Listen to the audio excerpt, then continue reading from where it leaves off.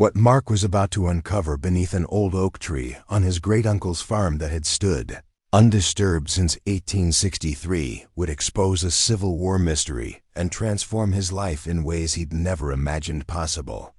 Before we jump back in, tell us where you're tuning in from, and if this story touches you, make sure you're subscribed, because tomorrow I've saved something extra special for you. The spring rain painted the rolling hills of Elmwood County with vibrant green, a countryside untouched by the urban sprawl consuming neighboring areas. With barely 8,000 residents, Elmwood had preserved its rural character, even as surrounding communities surrendered to development and corporate farms. Here verbal agreements still carried weight. Local businesses survived on generations old relationships, and newcomers were greeted with cautious hospitality rather than suspicion. The main street stretched for exactly 7 blocks, featuring the kinds of establishments that big cities had forgotten. Wilson's General Store, where 3 generations had sold the same trusted goods. Oakridge Diner, where the servers knew everyone's breakfast preferences without asking. And Harmon's Feed and Seed that somehow still stocked everything from heirloom seeds to practical farming supplies. Just outside town stood a weathered farmhouse with a faded red barn and rusted equipment that hadn't run in decades. Mark Reynolds had never planned to return to the South, let alone inherit property in a town he'd visited only twice since enlisting. At 34, he was overwhelmed by responsibilities that seemed to multiply faster than his ability to manage them. For the past 4 years, he'd have been working security at a busy Atlanta shopping center. A job that paid barely enough to cover rent while allowing him to avoid the crowds and noise that triggered his PTSD episodes. During his limited free time, Mark squeezed in online college courses, working toward a degree in agricultural management that he hoped might eventually lead to more sustainable work.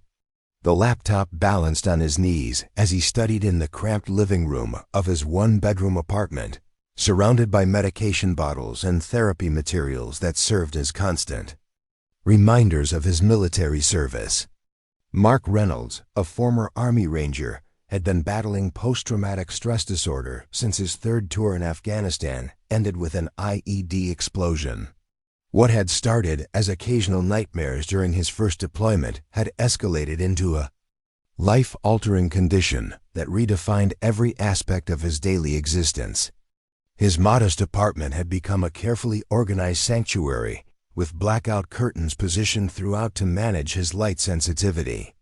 Noise-canceling headphones stashed in every room and drawer, and a refrigerator door covered with appointment reminders for VA medical visits and therapy sessions.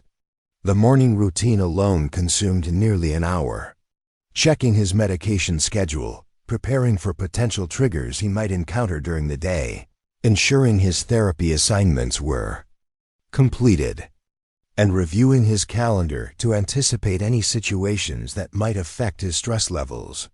After work came another round of decompression techniques, journaling, and preparation for the next day's challenges.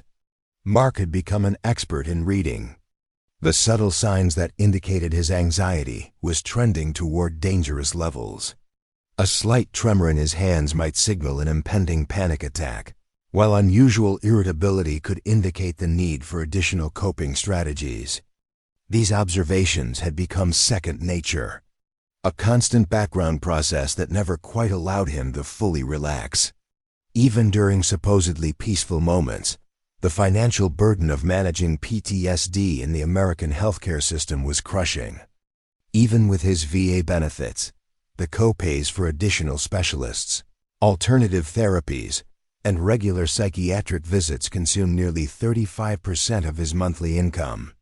The specialized meditation programs recommended for his recovery, the frequent replacement of damaged items during flashback episodes, the occasional emergency room visits for severe anxiety attacks had eliminated any possibility of building savings or planning for the future.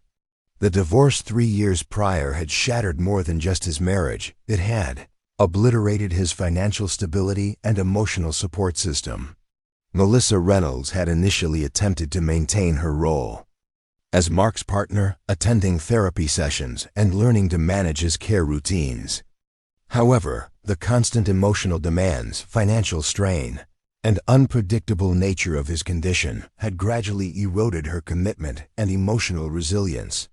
The breaking point had come during a particularly severe episode when Mark's PTSD had been triggered by a car backfiring at a family gathering.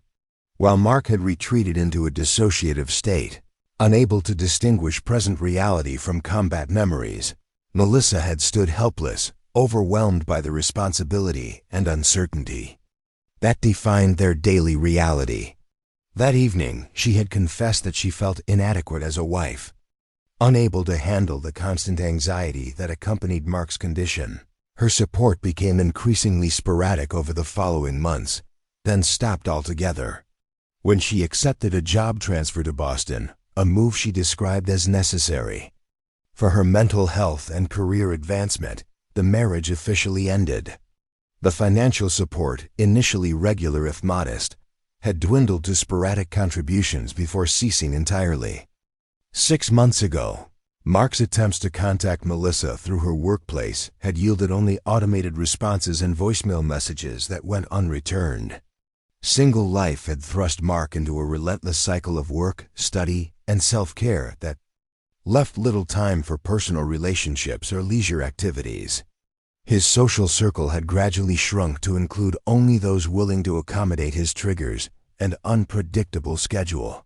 Most friendships had withered under the strain of constant canceled plans and the emotional intensity that accompanied his health management.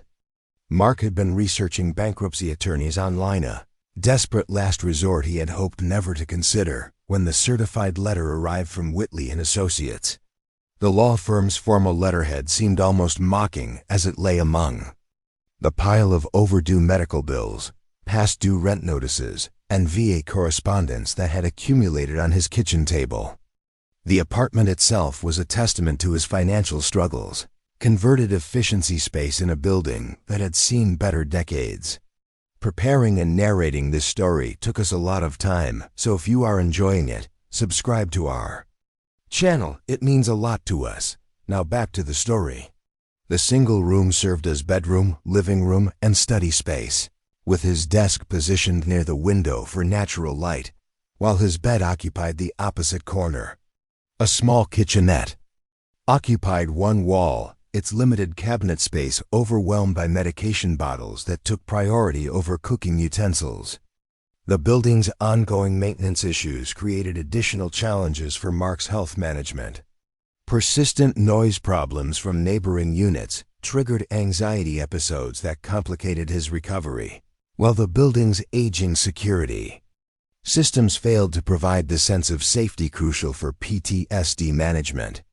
Mark had complained repeatedly to the landlord, but as a month-to-month tenant with limited options, he had little leverage to demand improvements. "Dear Mr. Reynolds," the formal correspondence began, the letterhead featuring an address in Elmwood County, a town Mark vaguely remembered visiting during childhood summers. "We regret to inform you of the passing of your great-uncle, Jeremiah Reynolds, on April 15th. As the sole heir designated in his will, you have inherited his property at 1842 Old Mill Road, Elmwood County, Tennessee, known as Reynolds Family Farm, along with all contents, structures, and associated assets therein." Mark read the letter 3 times before its meaning fully registered. Uncle Jerry, his grandfather's enigmatic younger brother, who had occupied a mysterious corner of their family history for as long as Mark could remember. He was the subject of whispered conversations that stopped when children entered the room, the sender of peculiar postcards from historical sites who never appeared at family gatherings, the eccentric historian whose income source remained perpetually vague. His grandfather, William Reynolds, had raised Mark after his parents died in a house fire when he was 10. Grandpa had spoken of his younger brother with a complex mixture of affection, exasperation, and respect that Mark had never fully understood. "Jerry has always been hunting ghosts of the past," Grandpa would explain when family members questioned his absence from weddings, funerals, and holiday celebrations. Some folks need to dig through history before they can make peace with the present. Family speculation about Jerry's lifestyle and historical obsessions had provided endless material for gossip during extended family gatherings. Some relatives whispered about connections to academic institutions and museum collectors, while others suggested involvement in artifact trading that might not bear close scrutiny. The unusual antiques he occasionally sent Civil War-era memorabilia. For the men, vintage jewelry for the women seemed far beyond what a small-town farmer should be able to afford. Mark's most vivid memory of Uncle Jerry dated to his high school graduation, before his military enlistment. Jerry had appeared unexpectedly at the ceremony, dressed in an outdated tweed jacket that looked handmade, standing out among the other family members in their modern formal wear. His presence had caused a minor stir among the relatives who hadn't seen him in several years. After the graduation ceremony, Jerry had approached Mark privately, away from the extended family group that was preparing for the traditional celebration dinner. His manner had been intense but warm, as if he were imparting information of particular importance. "Son, you're embarking on a path now," he had said, his voice carrying a distinctive Tennessee drawl that had somehow survived decades away from their hometown. "Life is going to present you with battles that will test everything you believe about yourself." He had pressed a small, carefully wrapped package into Mark's hands. "This is for when those battles become overwhelming. Remember that the most valuable treasures are often buried beneath the surface, waiting for someone persistent enough to uncover their true worth." Inside the package had been an antique brass compass, its case decorated with Civil War military insignia, and its needle pointing steadily north despite its age. The inscription on the back read, "True direction comes from within." Mark had treasured the compass initially, carrying it throughout basic training and his first deployment, occasionally consulting it during difficult decisions, as if its historical connection might somehow provide clarity for his personal challenges. However, during the darkest period after his medical discharge, when PTSD symptoms had left him unable to work for 6 months, Mark had reluctantly taken the compass to a military memorabilia dealer. The proprietor had examined it briefly before, offering $450, describing it as a nice piece with moderate historical value, probably carried by an officer in the Tennessee Regiment. Mark had accepted the money without negotiation, using it to cover rent while promising himself he would someday find the dealer and buy back the compass. That promise remained unfulfilled 3 years later. Now staring at the inheritance letter, Mark felt a complex mixture of emotions. Guilt over selling Jerry's meaningful gift competed with desperate hope that this unexpected inheritance might represent an escape from the cycle of financial crisis that had defined his recent years. A farm in Tennessee, something he knew little about despite his agricultural studies, in a town that existed only in fragmented childhood memories. The lawyer's letter provided minimal details, but mentioned that the property had been unoccupied since Jerry's hospitalization in January, that the farm was mortgage-free, and that it contained substantial historical artifacts and research materials of potential value. The phrase "substantial historical artifacts" sparked Mark's curiosity. What kind of artifacts would a rural Tennessee farm contain beyond the expected antique furniture and family heirlooms? The practical challenges seemed overwhelming when Mark began to consider them seriously. His PTSD treatment had taken years to optimize with Dr. Levine, his VA psychiatrist, finally achieving a management protocol that kept his symptoms relatively stable. The Atlanta medical community knew his case history, understood his specific triggers, and had established emergency protocols that could mean the difference between a minor episode and a life-threatening crisis. Their support network, modest as it was, represented years of careful relationship building. His therapist, Dr. Montgomery, the VA support group that met every Thursday, The neighbor who understood when to check on him and when to give him space. Yet when Mark honestly assessed his current situation, the facts were undeniable. His apartment building was being sold to developers, with eviction notices expected within months. His security job was becoming increasingly stressful as management cut costs by reducing staff. His modest savings would cover perhaps 2 months of expenses if he lost his position. Despite his progress in therapy, Mark remained just one financial crisis away from homelessness, a situation many veterans face despite their service and sacrifice. The inheritance offered something that had become increasingly rare in his life: options. Mark's research into Elmwood County revealed a rural community that had changed little in recent decades. The local economy remained centered on small-scale agriculture, with several successful farms operating continuously since before the Civil War. Housing costs were a fraction of Atlanta prices, potentially allowing Mark to live on a significantly reduced income while exploring opportunities to restore the farm to productive use. Most importantly, Mark discovered that the county had established a comprehensive veteran support program through a federal rural development grant. The program included specialized mental health services, vocational training for agricultural careers, and community integration initiatives designed specifically for veterans transitioning to rural living.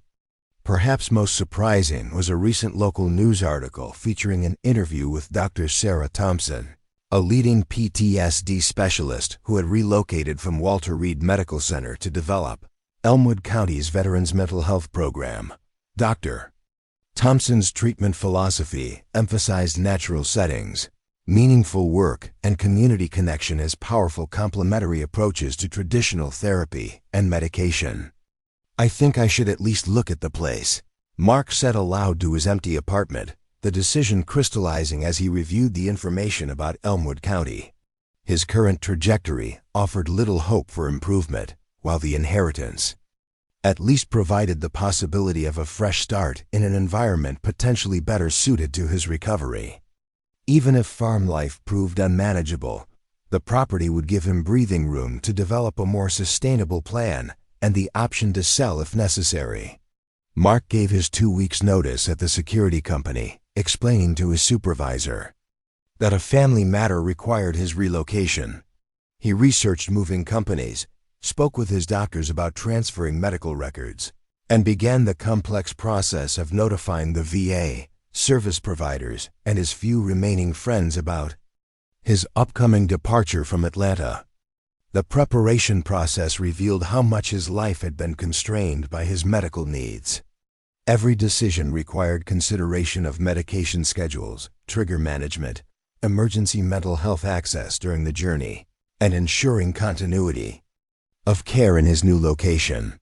Mark contacted Dr. Levine's office to arrange for temporary prescription refills and comprehensive medical records that could be forwarded to his new healthcare providers. On a crisp April morning, Mark loaded his essential possessions into a rented SUV, carefully securing his medications and therapy materials in an organized case designed for travel. The drive from Atlanta to Elmwood County would take approximately 6 hours, requiring careful planning for rest breaks, anxiety management, and emergency preparedness. As he departed Atlanta, Mark felt a familiar mixture of apprehension and hope. The city had been both prison and refuge, providing medical resources while trapping him in financial desperation. He was trading the familiar struggle for unknown possibilities, a gamble that would either advance his recovery or complicate it beyond repair. "I'm actually doing this," Mark said as he crossed into Tennessee, his voice filled with the cautious optimism that he allowed himself only in small doses since returning from combat. "Grandpa always said Jerry had more sense than people gave him credit for. Maybe he knew I needed a change exactly when I needed it most." Neither Mark nor anyone in his family could have imagined that beneath an ancient oak tree marked on a hand-drawn map in Jerry's study, buried in a weatherproof military chest that hadn't been disturbed since 1863, lay Confederate treasury gold worth $40 million. Hidden in plain sight, as Jerry had always suggested, waited the key to transforming Mark's life in ways that would exceed his wildest expectations and test everything he believed about courage, history, and the true meaning of inheritance. The drive through Tennessee's diverse landscape provided Mark with unexpected moments of peace. But for a veteran with hypervigilance as a constant companion, every mile represented another step away from the familiar medical safety net he had spent years building. As he wound through the Cumberland Plateau, Mark's anxiety intensified with each passing mile. What if he had a severe flashback in an unfamiliar town? What if the local medical facilities weren't equipped to handle combat-related PTSD? What if this impulsive decision to uproot his life proved to be a catastrophic mistake? Yet despite the long drive and the disruption to his normal routine, Mark found himself experiencing brief moments of unexpected calm as the urban sprawl gave way to open countryside. He had packed meticulously for the journey, his medications organized in a daily pill container, his therapy workbooks and coping tools arranged in a specially designed backpack, and a carefully curated playlist of music that his therapist had helped him identify as calming rather than triggering. Every few hours he would pull over at a rest area, practice the grounding techniques Dr. Montgomery had taught him, and reset his mental state before continuing the journey. "Look at that," Mark murmured as he crested a hill in Elmwood County spread out below him in the valley. "It looks like something from another time." He had to admit the view was striking. The town nestled between gentle hills covered in spring foliage with a winding river cutting through the center like a blue ribbon. The downtown area appeared modest but well-maintained, with historic buildings lining the main street and family farms, spreading across the surrounding countryside in a patchwork of fields and woodlands. The immediate impression was of a community that had retained its connection to the land and its history. Like many rural areas he had passed through during his journey, Elmwood showed few obvious signs of economic desperation or abandonment that plagued so many small towns. The directions from the lawyer led Mark along increasingly narrow country roads until he turned onto a gravel driveway marked by a weathered wooden sign reading, "Reynolds Farm, Est, 1851. The half-mile drive wound through a stand of ancient oak trees before opening onto a clearing containing a two-story farmhouse, a large red barn, and several outbuildings in various states of repair. Mark parked in front of the farmhouse and sat for several minutes, taking slow, deep breaths as he had been taught before stepping out into the Tennessee spring afternoon. The farmhouse was an impressive example of mid-19th century architecture, with a wide front porch wrapped around two sides, large windows with original wavy glass, and solid construction that had weathered more than a century and a half of Tennessee seasons. Despite its age, the house appeared structurally sound, with a newer metal roof and evidence of ongoing maintenance that suggested Uncle Jerry had taken his responsibilities as caretaker seriously. Mark approached the front door cautiously, still half expecting to wake from what felt increasingly like a dream rather than reality. Using the key provided by the lawyer, he unlocked the heavy wooden door and stepped into the dimly lit entrance hall of what was now, improbably, his home. The interior of the farmhouse revealed Uncle Jerry's dual nature as both historical preservationist and practical inhabitant. The formal parlor and dining room contained carefully maintained period furniture that appeared to date from the Civil War era, arranged as if waiting for visitors from that distant time. Yet the kitchen had been modernized with quality appliances, the bathrooms updated with contemporary fixtures, and the electrical and plumbing systems appeared to have been completely overhauled within the past decade. The overall impression was of a museum that had been carefully adapted for comfortable modern living without sacrificing its historical integrity. "Hello," Mark called out, his voice echoing slightly in the high-ceilinged hallway. "Anyone here?" The response came not in words but in the jingling of a collar as a large dog trotted into the hallway from the back of the house. The animal, a senior black Labrador with a graying muzzle, approached Mark with cautious curiosity rather than aggression, stopping a respectful distance away to assess the newcomer. "Well, hello there," Mark said, kneeling slowly and extending his hand for the dog to sniff. "I didn't know Uncle Jerry had a dog." The Labrador approached cautiously, sniffed Mark's outstretched hand, and apparently finding the scent acceptable, moved closer for a proper greeting. Mark noticed the name Scout engraved on the dog's collar tag, along with Jerry's contact information. "So you're Scout," Mark said, gently petting the dog's head. "Looks like we're both inheriting a new situation, aren't we?" The sound of tires on gravel alerted Mark to a visitor, sending a spike of anxiety through his system. He wasn't prepared for social interactions, yet had planned at least a day to acclimate to the new environment before meeting any locals. Scout, however, reacted with evident pleasure, trotting to the front door with his tail wagging enthusiastically. Mark followed reluctantly, watching through the front window as an older model pickup truck parked next to his rental SUV. A woman in her mid-50s emerged from the truck, carrying a covered dish and wearing the kind of practical clothing that suggested comfort with both outdoor work and social calls. She had auburn hair streaked with silver pulled into a practical braid and wore jeans, boots, and a flannel shirt that had seen considerable use. Scout pushed past Mark as he opened the door, bounding down the porch steps to greet the visitor with obvious affection.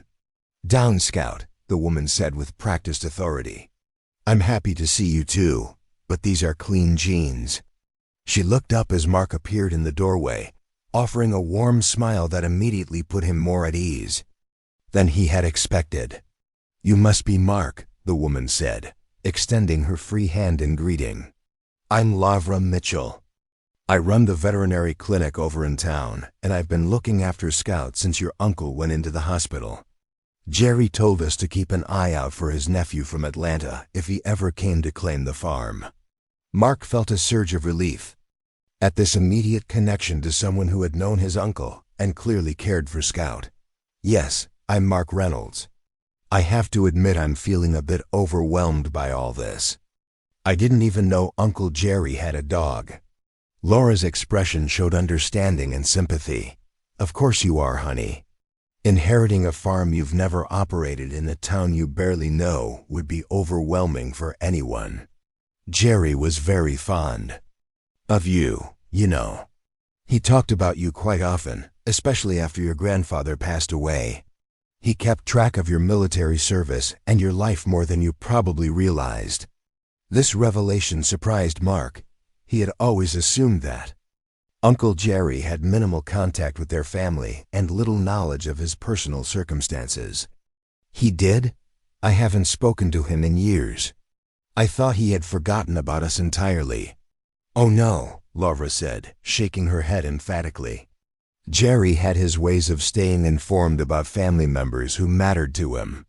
He knew about your military service, your injury, your struggles with PTSD. He was very concerned about you, but didn't want to intrude unless you truly needed help."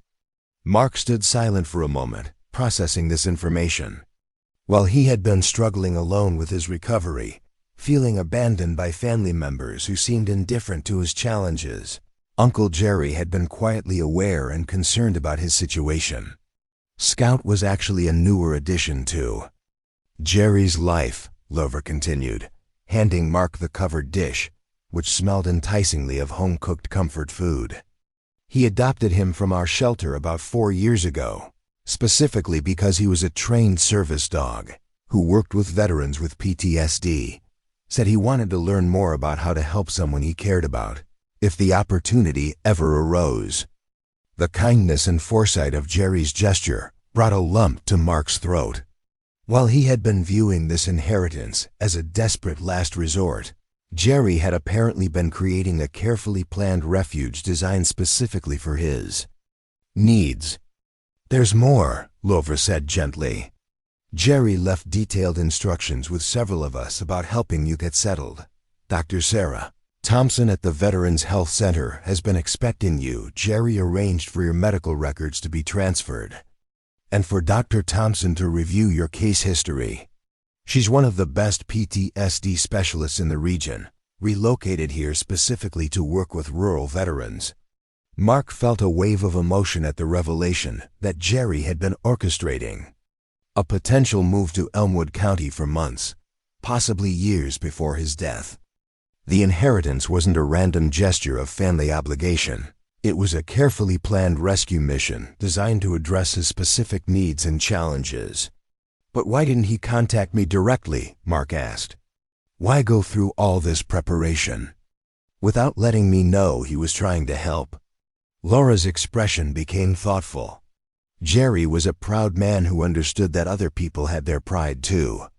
He knew that if he had simply offered to solve your problems with money, you might have refused out of independence or concern about strings attached.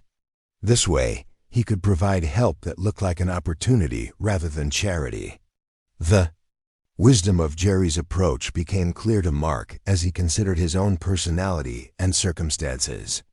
He had always resisted direct assistance, viewing it as pity rather than support, a common trait among veterans who had once been at the peak of physical and mental capability. Come on inside, Mark said after a moment, finding his hospitality instincts despite his discomfort with unexpected social interaction. I just got here myself and haven't even had a chance to look around properly. Laura followed Mark into the house, with Scout trotting contentedly beside them. Jerry renovated the entire place about 5 years ago, she explained as they moved into the kitchen. He made sure all the systems were updated and efficient while preserving the historical character. He was meticulous about maintaining both the practical and historical aspects of the property. The kitchen was a perfect example of this balance: modern appliances and conveniences, seamlessly integrated into the original structure, with period details preserved or carefully reproduced. Mark opened the refrigerator to find it recently stocked with basic necessities, another thoughtful preparation for his arrival. The farm is about 80 acres total, Laura continued. About 30 in tillable fields, currently leased to the Petersons next door, who've been keeping them in production. 20 in woodlot, and the rest in pasture and the homestead area. Jerry kept detailed records of everything in his study upstairs. As they settled at the kitchen table with coffee that Laura helped prepare, she provided Mark with an overview of the community resources available to him, particularly those relevant to his status as a veteran. The information aligned with his research, but hearing it from someone with direct knowledge of these services made them seem more accessible and real. I should let you get settled, Laura said after they had finished their coffee. But before I go, Jerry left something specific for you in his study. Said you should find it as soon as you arrived. She pointed toward a doorway off the main hall. Up those stairs, first door on the right. Can't miss it. After Laura departed with promises to check on him the next day, Mark stood in the quiet farmhouse, overwhelmed by the reality of his situation. Scout sat beside him, looking up with the patient understanding that seemed unique to dogs who had worked with trauma survivors.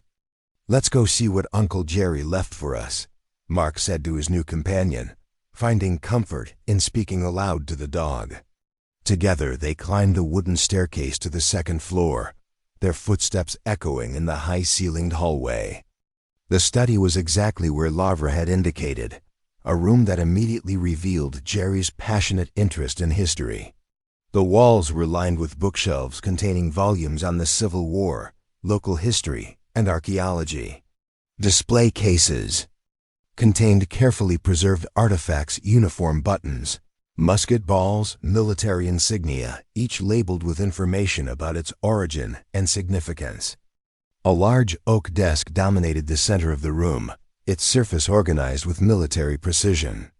On top of the desk, positioned prominently where it couldn't be missed, sat a wooden box with Mark's name written on an attached card in Jerry's distinctive handwriting. Mark approached the desk cautiously, feeling as if he were intruding on his uncle's private space, despite now being the legal owner of everything in the room. The wooden box was crafted from dark walnut with brass hardware that had developed a rich patina from years of handling.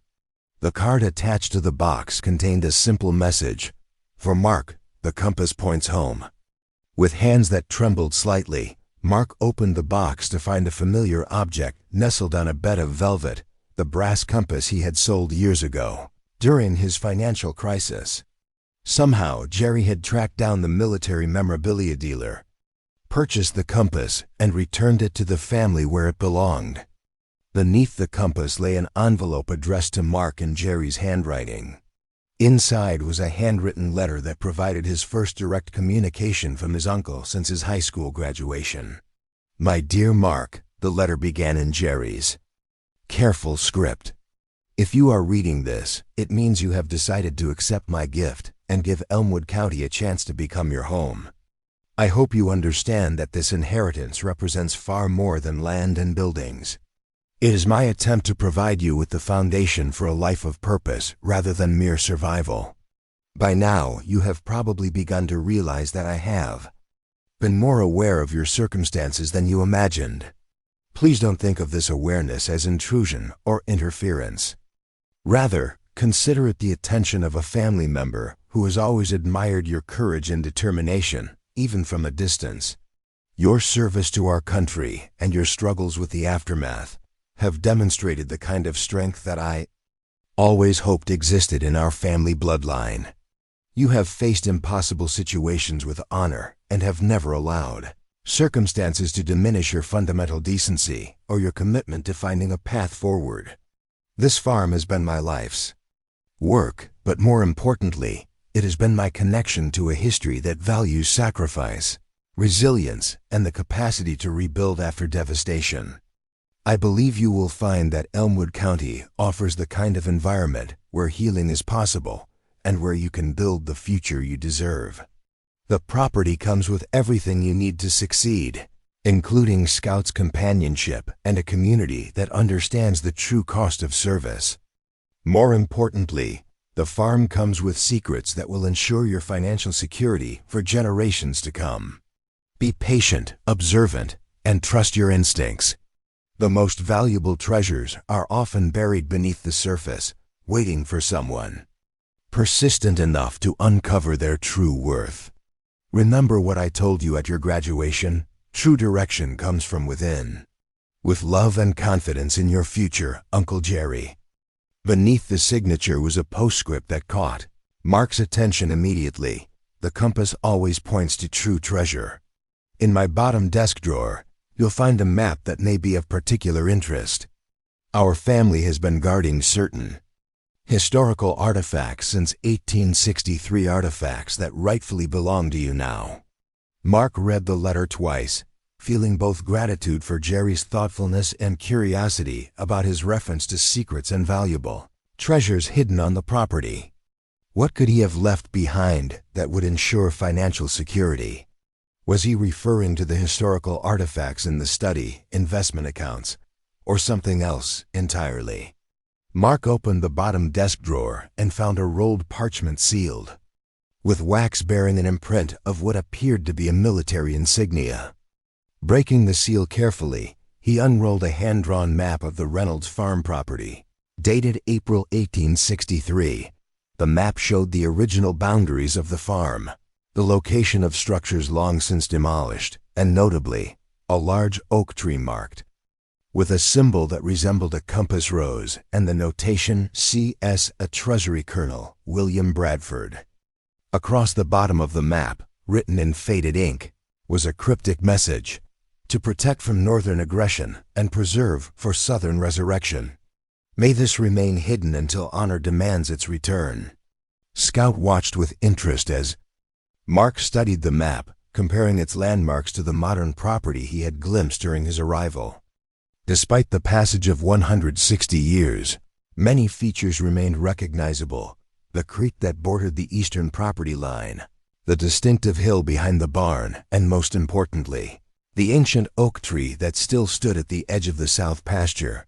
"What exactly did you discover, Uncle Jerry?" Mark murmured, running his fingers over the compass symbol on the map. The reference to the CSA, Confederate States of America, suggested something connected to Civil War history, perhaps valuable artifacts or documents that Jerry had discovered during his historical research. Mark's academic studies had included enough American history to recognize the significance of Confederate Treasury materials. As the Civil War turned against the South, Confederate officials had attempted to move government treasury assets to prevent their capture by Union forces. Some portions of these assets had never been recovered, spawning countless treasure hunting expeditions and historical mysteries that remained unsolved to this day. Could Jerry have actually discovered Confederate gold or other treasury items buried on the farm? The possibility seemed far-fetched, yet the meticulous nature of Jerry's historical research and the careful preservation of the map suggested this was more than a family legend or an old man's fantasy. As evening approached, Mark settled into the farmhouse with Scout as his constant companion. The dog seemed to understand Mark's need for space and quiet, staying nearby without demanding attention, occasionally nudging his hand when his breathing indicated rising anxiety. It was clear that Scout had been trained specifically to support someone with PTSD, and Mark found himself grateful for the animal's intuitive companionship. While preparing a simple dinner from the supplies Laura had stocked in his refrigerator, Mark found another sealed envelope addressed to him in Jerry's handwriting, placed prominently on the kitchen counter where he couldn't miss it. Inside was a handwritten note that provided additional context for the map he had discovered. "Mark," the note began, "the map you found represents the culmination of 50 years of historical research. In 1863, as Union forces advanced through Tennessee, a Confederate treasury shipment was diverted to protect it from capture. Colonel William Bradford, a distant relative through your grandmother's line, was entrusted with hiding a portion of these assets on our family farm, which served as a Confederate supply station during the early years of the war. Family legend. Always maintained that these assets were never recovered after the war, but no one took the story seriously until I began researching our property's Civil War connections in the 1970s, using historical documents, ground-penetrating radar, and metal detection equipment. I believe I've located the exact burial site of what military records suggest was approximately 300 pounds of gold coins and bullion, intended to fund Confederate operations in the Western Theater. I've never excavated the site out of respect for its historical significance and the complex legal questions surrounding Civil War artifacts. However, I've confirmed with 3 separate historical attorneys that as the property owner, these assets would legally belong to you if recovered under Tennessee's treasure trove laws as clarified in 2018. The decision about whether to recover these materials is now yours to make. I only ask that you consider the historical significance of anything you might find, and perhaps allow some portions to be properly preserved in historical collections where appropriate. The old oak still stands watch over secrets buried beneath its roots. You'll find my metal detection equipment in the storage room off the back porch. True wealth lies in connecting our past to our future. Mark read the note 3 times, his mind racing with the implications. If Jerry's research was accurate and everything Mark had learned about his uncle suggested meticulous attention to historical detail, there could be Confederate gold worth millions buried on the property. The possibility seemed simultaneously absurd and strangely plausible, especially given Jerry's decades of dedicated historical research. That night, Mark slept fitfully in the main bedroom that Laura had prepared for his arrival. Despite the comfortable surroundings and Scout's reassuring presence on the rug beside his bed, his dreams were filled with fragments of his combat experiences interwoven with images of Civil War soldiers burying treasure beneath moonlight. He woke several times, disoriented and anxious, before finally falling into deeper sleep in the early morning hours. The following day dawned clear and mild, perfect weather for exploring the property. After a quick breakfast and his morning medication routine, Mark found himself drawn to the storage room off the back porch, where Jerry's note had indicated he would find metal detection equipment. The room was organized with the same attention to detail that characterized the rest of the property, with tools and equipment arranged methodically on shelves and pegboards. In one corner stood an impressive collection of metal detection gear, not the hobbyist equipment Mark had expected, but professional-grade devices clearly selected for serious archaeological work. Detailed logbooks documented Jerry's systematic surveys of the property, with grid references, depth readings, and careful notes about each significant find. The most recent entries, dated just months before Jerry's hospitalization, focused increasingly on the area around the old oak tree marked on the Civil War map. Mark selected what appeared to be the primary detection unit, a sophisticated device with digital readouts and multiple sensors, and found a user manual that Jerry had annotated, with specific settings optimized for the property's soil conditions. After familiarizing himself with the basic operations, Mark gathered the equipment, clipped a leash to Scout's collar, and set out to explore the property. The oak tree was unmistakable, a massive specimen that must have been already mature. During the Civil War, its sprawling canopy now covering an area large enough to park several vehicles beneath. Located about a quarter-mile from the house at the edge of what had once been a cultivated field, but now served as pasture, the tree stood in solitary grandeur against the Tennessee sky. As Mark approached, Scout trotting contentedly beside him, he felt a strange connection to the generations of his family who had walked this same land before him. From Colonel Bradford during the turbulent Civil War years to Uncle Jerry with his passionate pursuit of historical truth. The continuity provided an unexpected sense of belonging that Mark had rarely experienced since leaving military service. Setting up the metal detector according to Jerry's annotated instructions, Mark began a systematic survey of the area surrounding the oak tree. The device proved remarkably sensitive, registering small metal objects, nails, buttons, spent ammunition, that told the story of the property's long occupation. Mark carefully logged each significant reading, following the methodical approach documented in Jerry's notebooks. After nearly 2 hours of increasingly precise sweeps, the detector emitted a distinctive tone unlike the signals from smaller metal objects. The reading indicated a large, dense mass, approximately 4 feet below the surface, directly beneath the northern edge of the oak's massive root system. The location corresponded precisely with the compass symbol marked on the 1863 map. Mark's heart raced as he marked the spot with surveyor's flags from Jerry's equipment collection. The indication was clear, but the challenge of excavating beneath the roots of a 160-year-old oak tree without damaging either the tree or whatever might be buried beneath, it would require careful planning and possibly professional assistance. As he stood contemplating his next steps, a vehicle approaching along the farm's driveway caught his attention.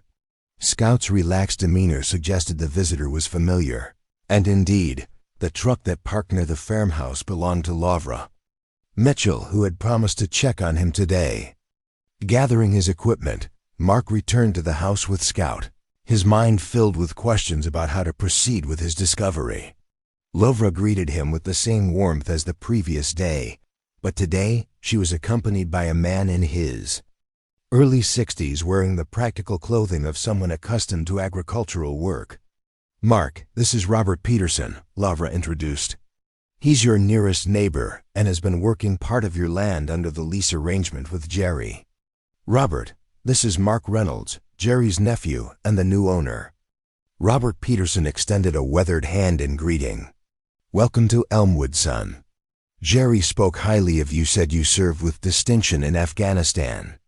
The direct reference to his military service would normally have made Mark uncomfortable, but Peterson's matter-of-fact delivery and the absence of the usual awkward gratitude helped ease the tension.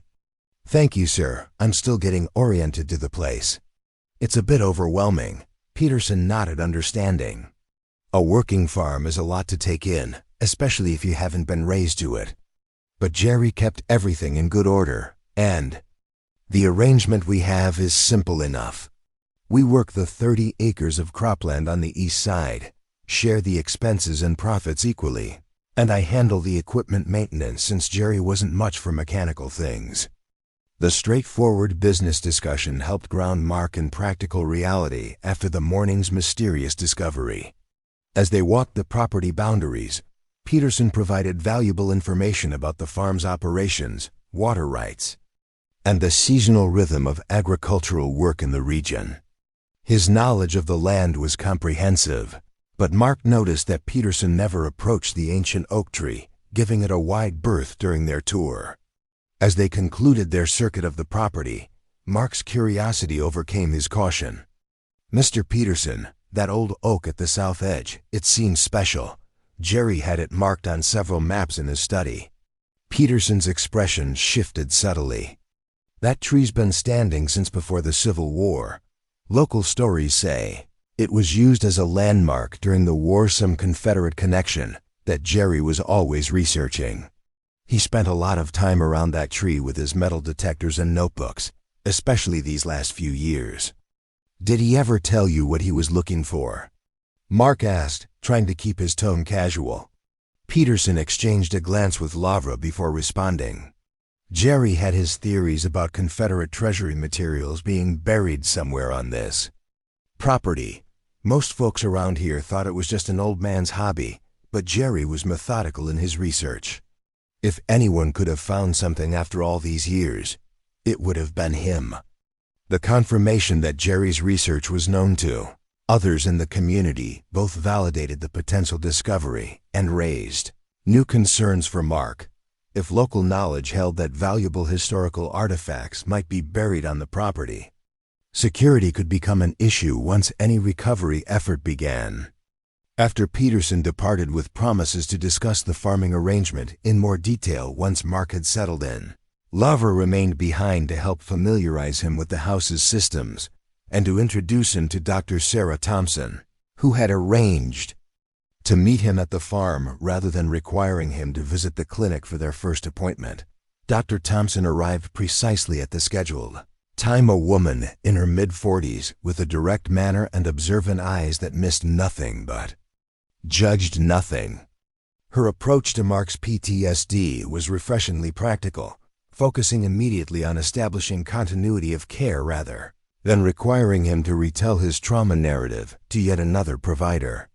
"I've reviewed your records from the VA system," Dr. Thompson explained as they sat in Jerry's study.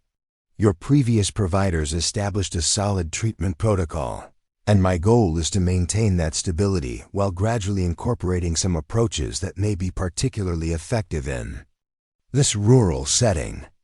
Mark appreciated her professional efficiency and the absence of the pitying tone that sometimes characterized interactions with new healthcare providers. Dr. Thompson outlined a treatment plan that combined his established medication regimen with nature-based therapy approaches and structured reintegration into meaningful work, approaches that aligned with the emerging research on rural environments as supportive settings for PTSD recovery.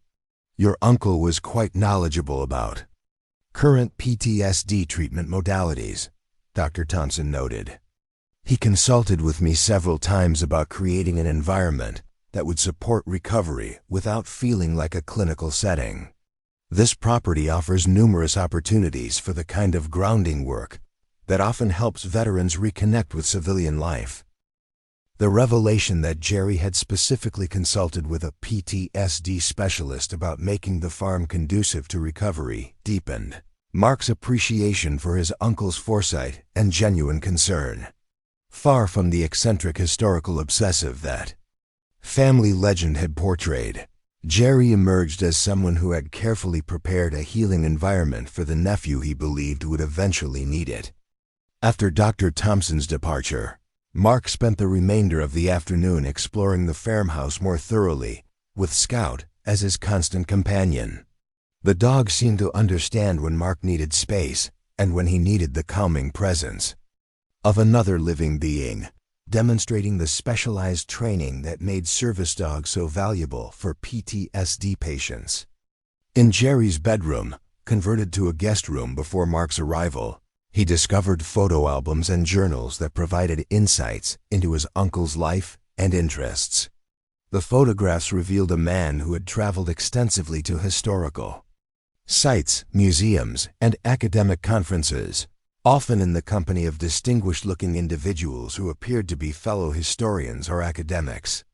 One album was dedicated entirely to the Reynolds farm and its historical significance, containing photographs of archaeological surveys, metal detection expeditions, and carefully documented artifacts recovered from the property.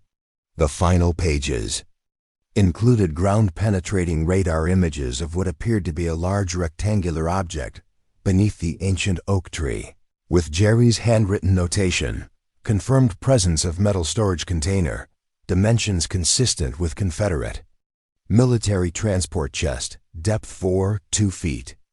The evening brought a spectacular sunset that painted the Tennessee hills in gold and crimson.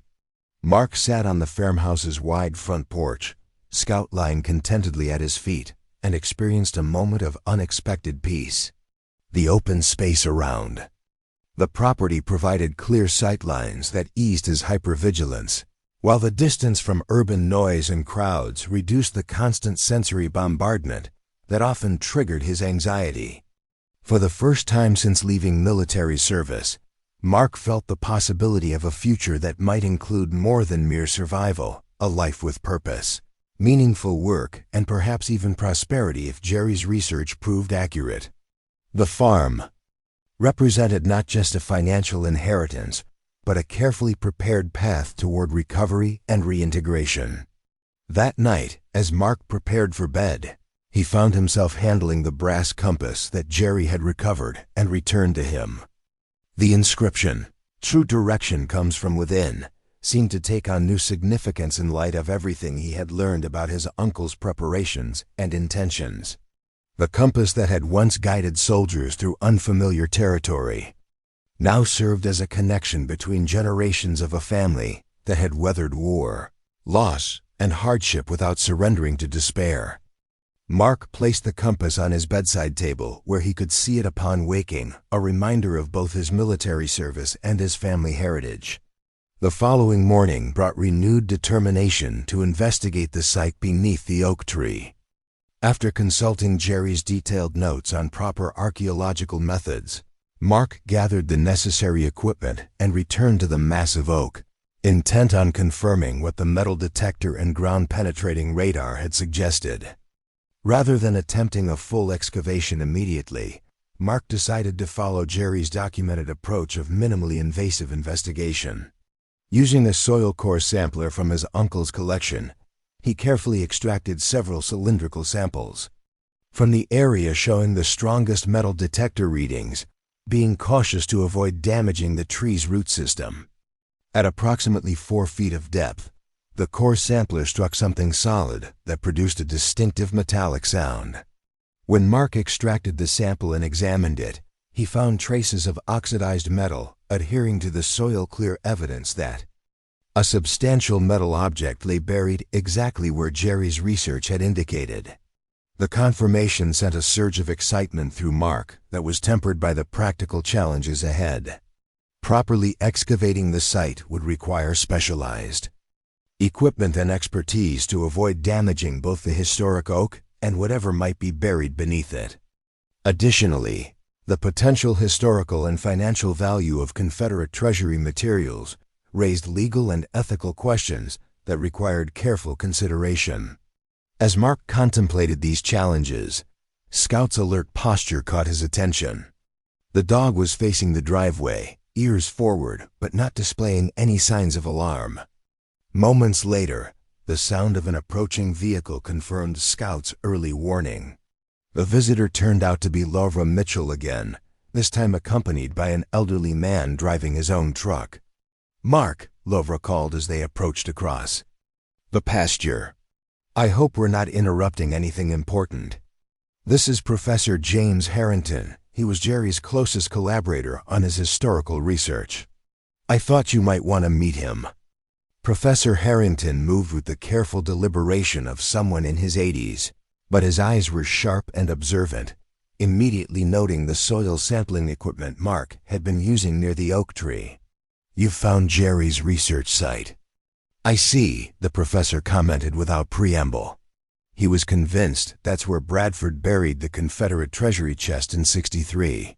Mark found himself instantly comfortable with the professor's direct approach. "I've been reviewing Uncle Jerry's notes and decided to check his findings. The metal detector readings match his documentation, and I've just confirmed metal at about 4 feet down. Were you involved in his research here?" Harrington nodded, his expression thoughtful. "For about 20 years. I'm a historian emeritus from Vanderbilt, specializing in Civil War economics.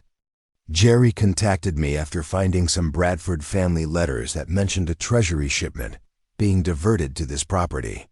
Most academic historians would have dismissed it as family legend, but Jerry had a meticulous approach that impressed.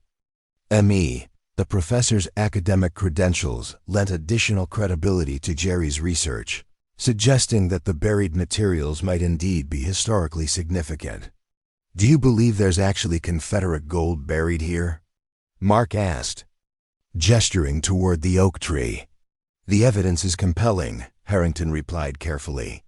"Historical records confirm that a shipment of approximately 300 pounds of gold was diverted from the main Confederate treasury movement during the 1863 campaign. Colonel Bradford's name appears in military dispatches as being charged with securing these assets. And Jerry's research, our research has methodically eliminated every other possible location mentioned in Bradford's correspondence."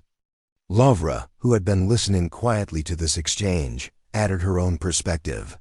Jerry became increasingly convinced these last few years. He was planning a proper archaeological excavation with the State Historical Society, but his health declined before he could make the arrangements.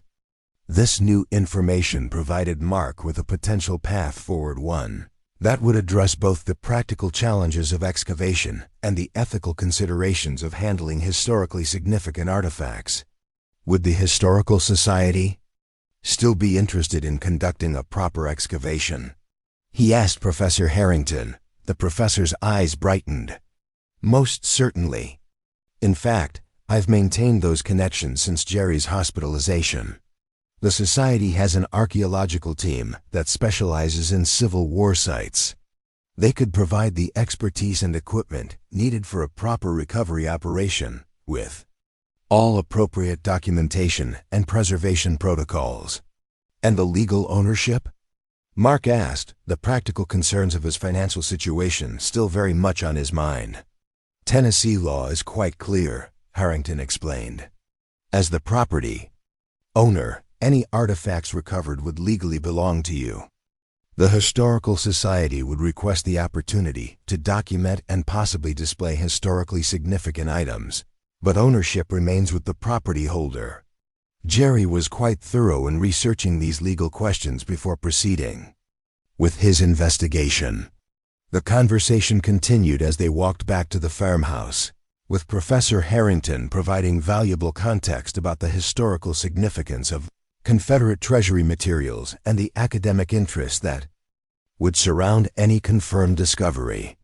His extensive knowledge and obvious passion for historical preservation reminded Mark of the descriptions others had given of Uncle Jerry over lunch prepared by Laura, who seemed to have appointed herself Mark's unofficial welcome committee. They discussed the practical next steps for investigating the site beneath the oak tree. Professor Harrington offered to contact the State Historical Society to arrange for an archaeological assessment, while Laura provided insights about local resources that might support the project. Jerry would be pleased to see his research continued, Professor Harrington commented as they concluded their meal. "He always intended for this discovery to benefit you, Mark.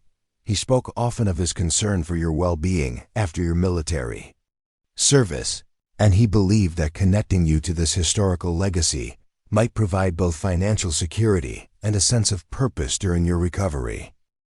The professor's words reinforced what Mark had been learning about his uncle, that far from being the distant, eccentric figure of family legend, Jerry had been thoughtfully preparing a comprehensive support system designed specifically for his nephew's needs.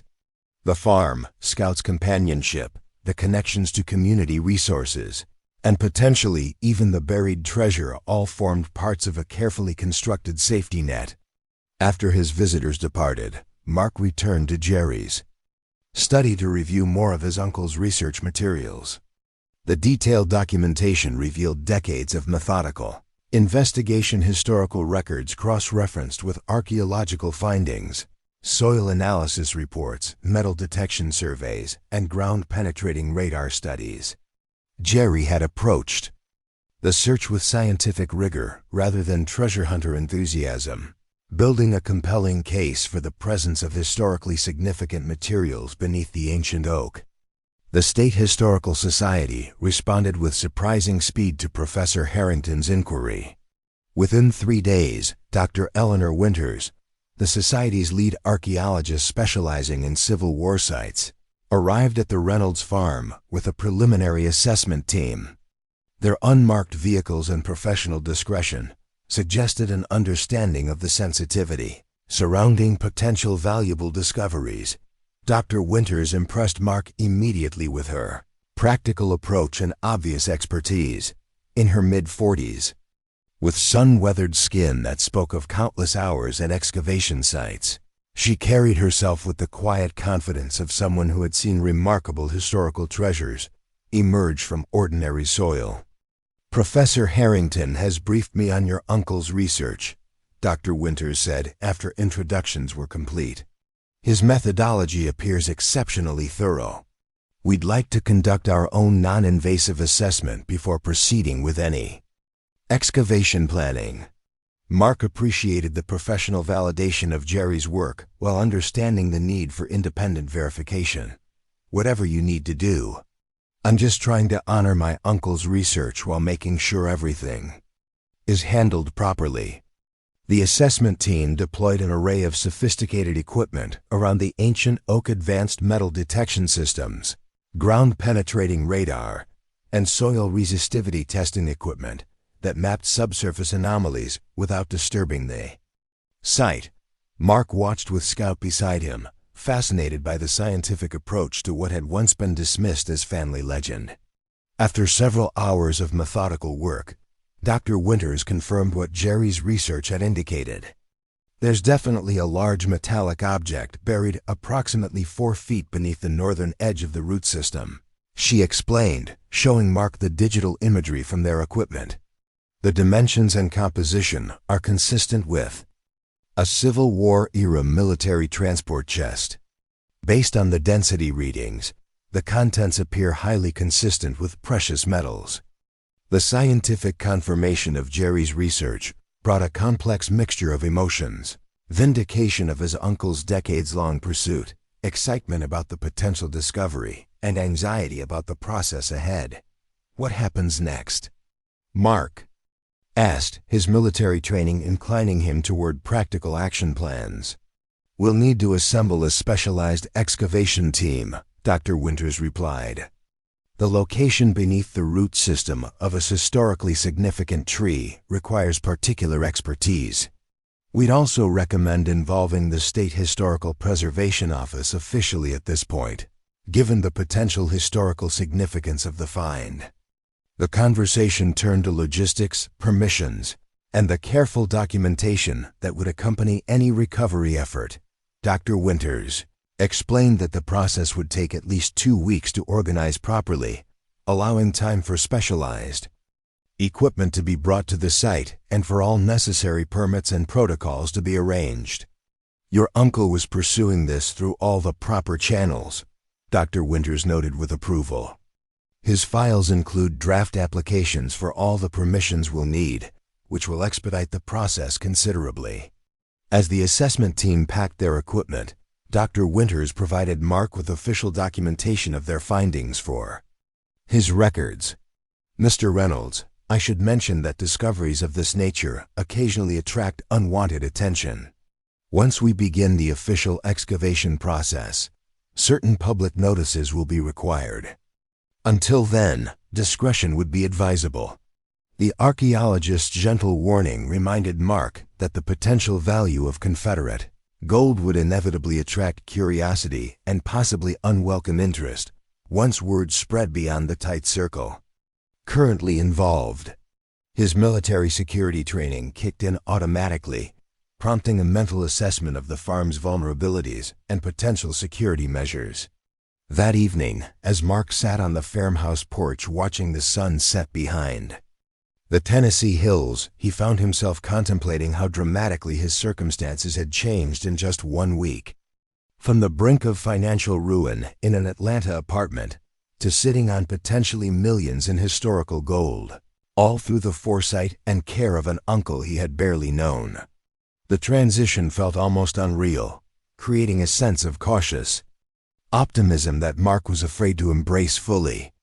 After years of constant struggle and disappointment, the possibility of stability and security seemed foreign and somewhat suspect. The habits of hypervigilance and pessimistic expectation survival mechanisms, developed through combat and reinforced through subsequent hardships, were not easily set aside.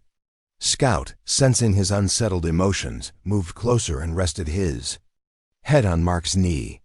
The simple, unconditional presence of the dog provided an anchor to the present moment, pulling Mark back from the spiral of anxious thoughts about what could go wrong. This was one of the therapeutic benefits of service dogs that his VA counselors had described, but that Mark had never experienced personally until now. "We're going to be okay, Scout," Mark said quietly, gently stroking the dog's head. Uncle Jerry thought of everything, didn't he? The 2 weeks recommended by Dr. Winters for preparation stretched into 3 as various specialists were consulted about the best approach to excavation near the ancient oak. The delay allowed Mark to establish a routine at the farm, gradually acclimating to rural life while continuing his therapy with Dr. Thompson. To Mark's surprise, the farm environment proved remarkably conducive to managing his PTSD symptoms. The open spaces reduced his hypervigilance, the physical work helped regulate his sleep patterns, and the predictable rhythms of rural life provided structure without the overwhelming stimulation of urban environments. Dr. Thompson incorporated these natural elements into their therapy sessions, sometimes conducting their meetings while walking the property boundaries rather than sitting in a clinical office. Mark also found unexpected purpose in learning about the farm operations from Robert Peterson. Though he had initially expected to be a passive landlord, Mark discovered a genuine interest in the agricultural aspects of the property. Peterson proved to be a patient teacher, explaining the seasonal cycles, equipment maintenance, and business aspects of small-scale farming without condescension. "You've got good instincts," Peterson remarked one afternoon as they repaired fencing along the pasture boundary. "Most city folks take years to develop an eye for land management. You seem to have a natural sense for it." The compliment, delivered matter-of-factly without excessive praise, meant more to Mark than the effusive thanks for his service that often made him uncomfortable. This was recognition of his current capabilities rather than past sacrifices, acknowledgement that he still had value and potential beyond his military identity. News of Mark's inheritance and return to Elmwood County had spread through the community with the efficient information network unique to small towns. Visitors arrived regularly, usually bearing food and practical offers of assistance rather than empty courtesy. Each connection expanded Mark's understanding of his uncle's place in the community and, by extension, his own potential role. Jerry Reynolds, he discovered, had been far more than an eccentric historical researcher. He had served on the town council, contributed to local education initiatives, and quietly supported numerous community projects. His passion for history had benefited the local schools through guest lectures and donated materials, while his careful stewardship of the Reynolds farm had preserved an important piece of local heritage. Your uncle understood that preserving history isn't just about artifacts, Larva explained during one of her frequent visits. It's about maintaining the connections between past and present, helping people understand where they came from so they can make better choices about where they're going. The wisdom of this perspective resonated with Mark, who had struggled to integrate his military experiences into a coherent personal narrative. Perhaps his difficulties stemmed partly from trying to compartmentalize his past rather than finding meaningful connections between his service and his civilian identity. Professor Harrington became a regular visitor as well, sharing insights from decades of historical research and helping Mark understand the broader significance of the potential discovery on his property.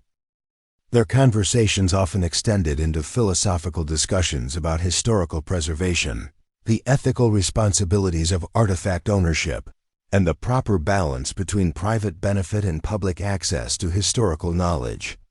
Jerry and I often discussed what should happen if the treasury materials were recovered, the professor explained during one such conversation.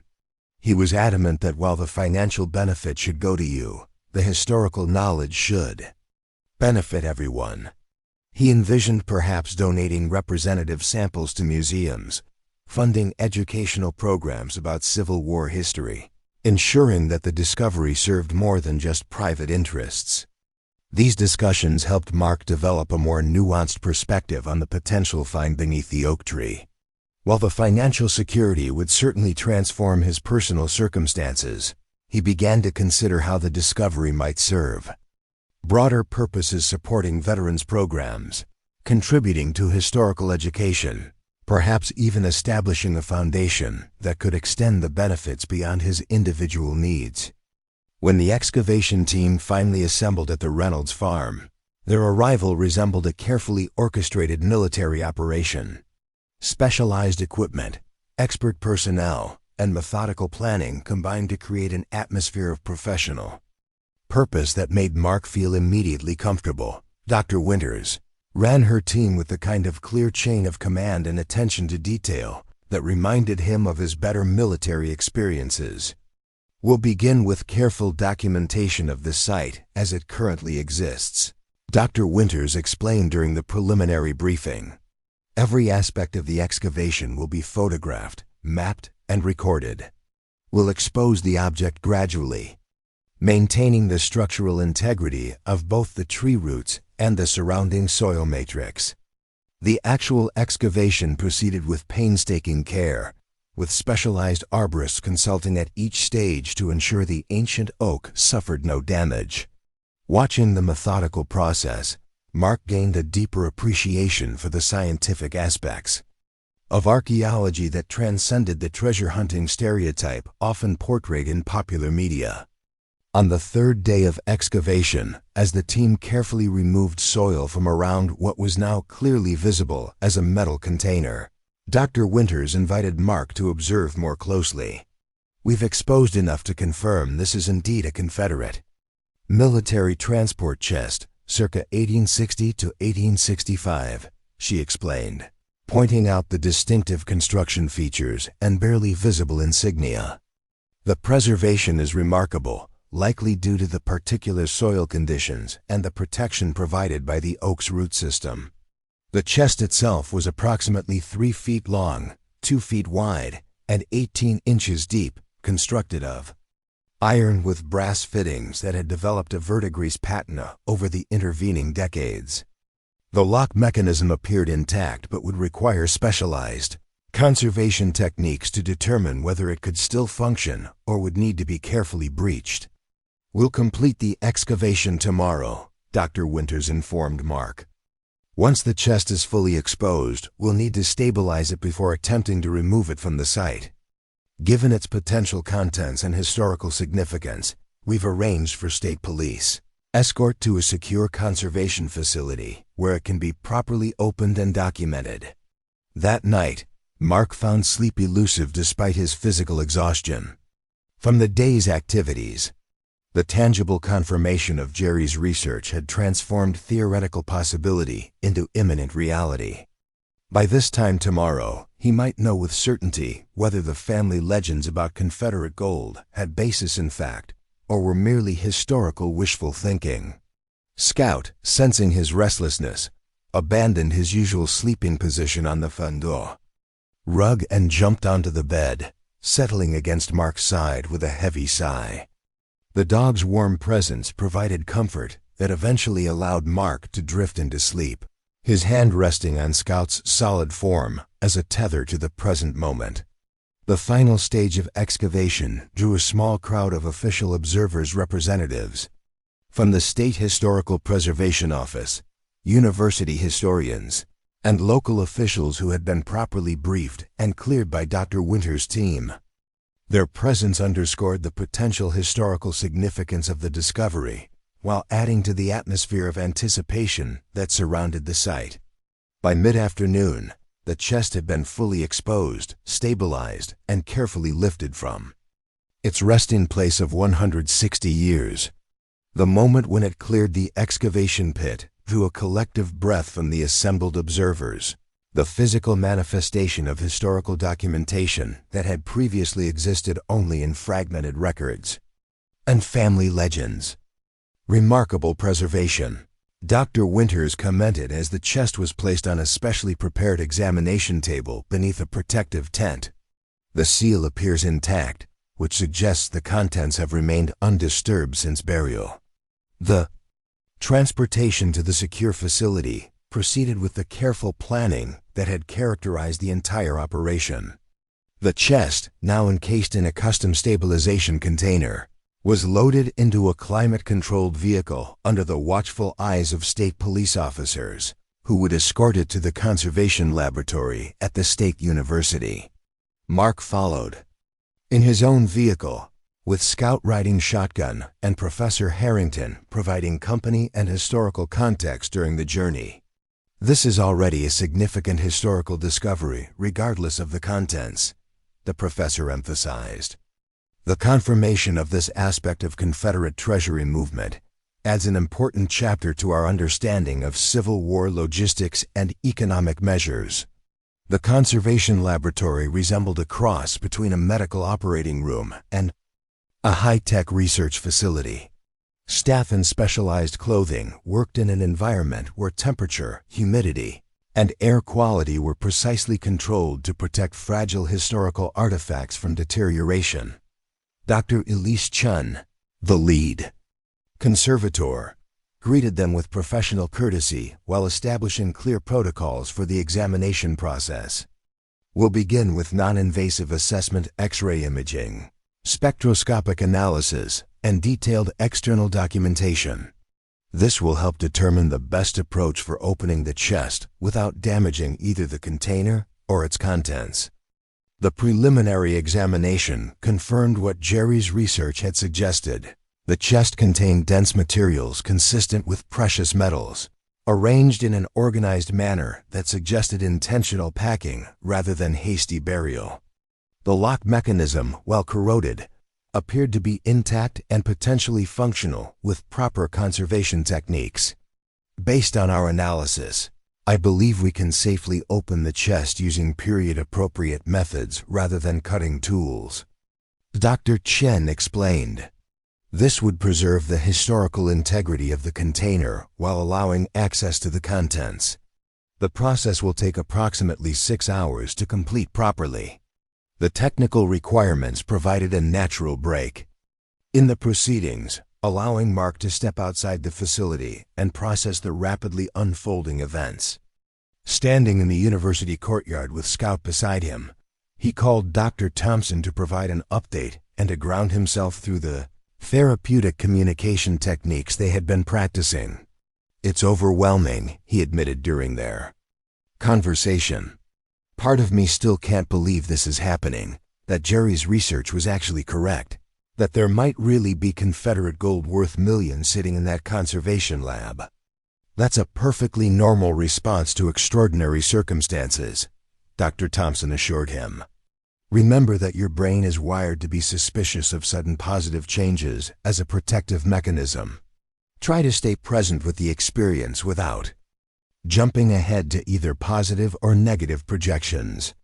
The conversation helped stabilize Mark's emotions and clarify his thinking before returning to the conservation laboratory.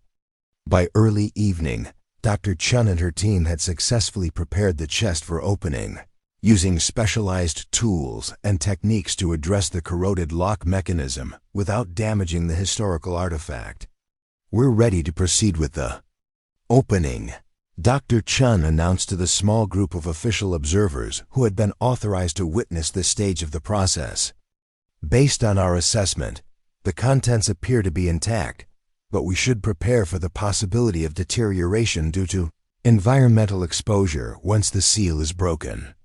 The actual opening of the chest occurred with anticlimactic ease after the careful preparation.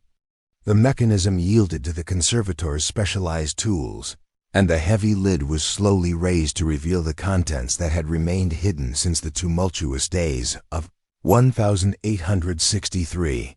The collective gasp from the observers confirmed what the initial glimpse revealed. The chest contained neatly stacked rows of gold coins and small gold bars, each marked with Confederate insignia and packed with the precision of military logistics. Protective fabric that had once separated the layers had largely disintegrated, but had served its purpose in preventing damage to the contents during transportation and burial. Preliminary assessment suggests these are authentic Confederate gold coins and bullion, Dr. Chun stated, her professional tone belying the extraordinary nature of the discovery. "The preservation is exceptional, likely due to the chest's quality and the stable environment beneath the oak tree." As the conservation team began the meticulous process of documenting and cataloging each item, Professor Harrington provided context for the assembled observers. "Based on historical records, this appears to be a portion of the Treasury shipment diverted from Nashville during the Union advance of 1863. Colonel Bradford was instructed to secure these assets against capture, with the intention of retrieving them when Confederate forces regained control of the region, an outcome that never materialized. The preliminary inventory confirmed approximately 300 pounds of gold coins and bullion, a fortune by Civil War standards and an even greater one by modern valuation. The historical significance of the find was matched only by its remarkable condition, with many coins appearing virtually uncirculated despite their century and a half beneath Tennessee soil. A conservative estimate would place the bullion value at approximately $8 million at current gold prices, the university's appraiser commented after completing an initial assessment.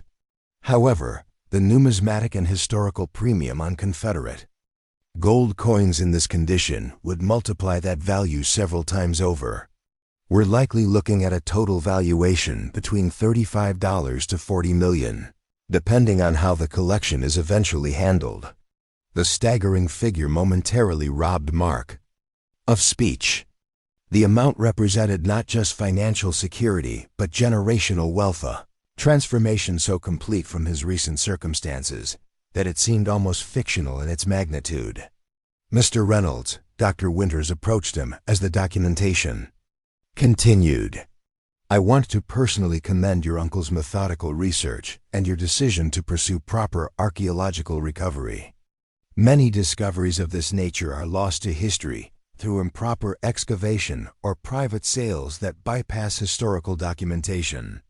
Your approach ensures both your benefit and the advancement of historical knowledge." The acknowledgement helped center Mark amid the swirling implications of the discovery.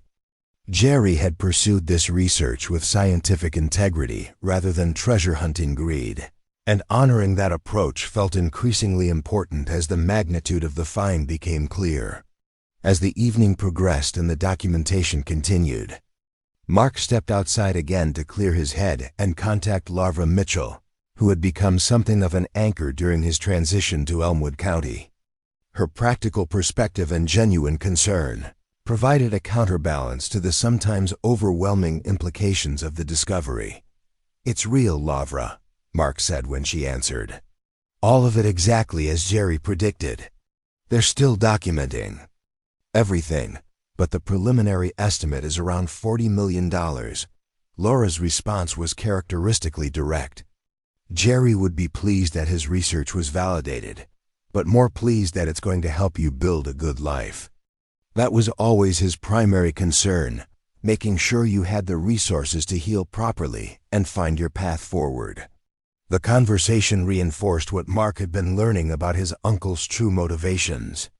The historical research had been genuine passion, but the ultimate purpose had been creating a legacy that would benefit his nephew when conventional support systems had failed him. Returning to the conservation laboratory, Mark found Professor Harrington examining a document that had been discovered beneath the layers of gold coins, handwritten letters sealed in a copper tube that had protected it from environmental degradation.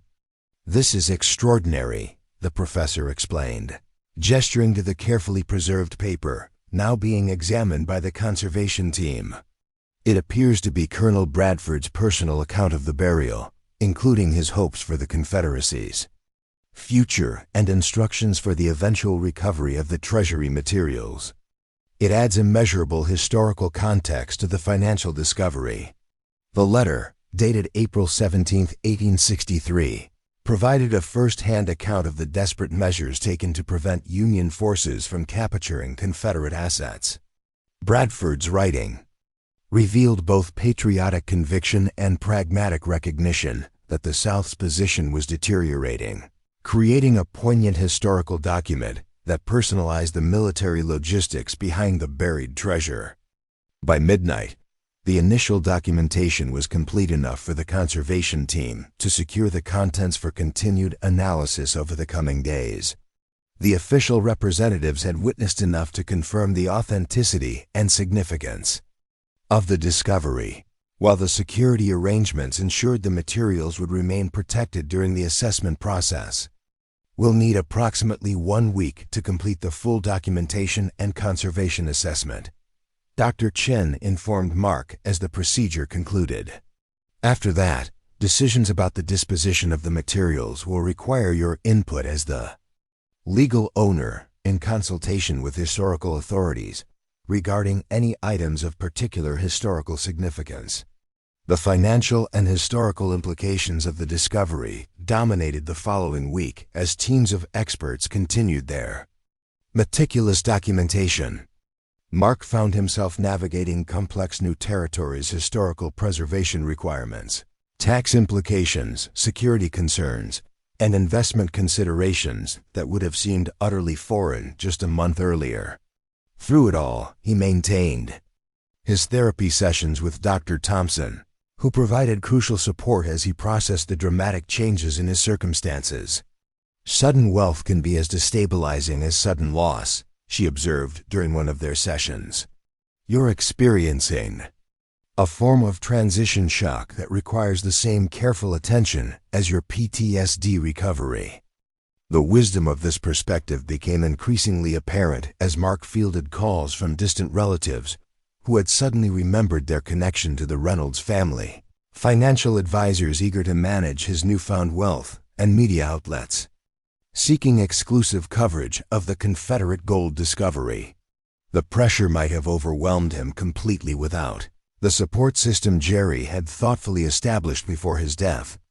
Professor Harrington proved invaluable in managing the historical aspects of the discovery, serving as intermediary with academic institutions and museums interested in studying or displaying portions of the collection. His deep knowledge of Civil War history and artifact preservation helped Mark navigate decisions that would affect both his financial interests and the historical record. "Jerry always envisioned a balance," the professor explained during one of their discussions about the collection's future. "He believed the financial benefit should go to you, but that the historical significance belonged to everyone." He drafted several proposals for how this might work if the discovery proved successful. Those proposals, found among Jerry's meticulous records, outlined a thoughtful approach that would preserve Mark's financial security while honoring the historical significance of the discovery. Jerry had envisioned donating representative samples to key museums, funding educational programs about Civil War economic history, and establishing a foundation that would support both historical research and veterans programs. he thought. Of everything, Mark remarked, reviewing the detailed plans. It's almost like he was writing a field manual for what to do after he was gone. The professor smiled at the military analogy. Jerry approached historical research with the same discipline and attention to detail that military operations require. He understood that proper planning prevents poor performance, a principle I believe you're familiar with from your service.